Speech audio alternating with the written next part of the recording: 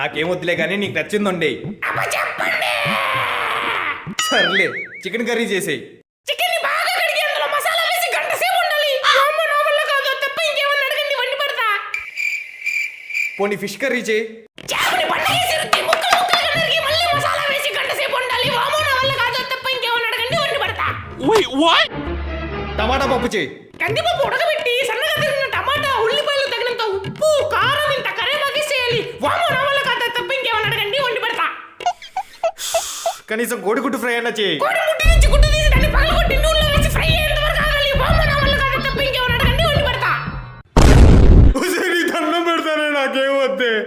గుడ్డు కారం వేసి ఎలాగోలా తినేస్తాను. కారం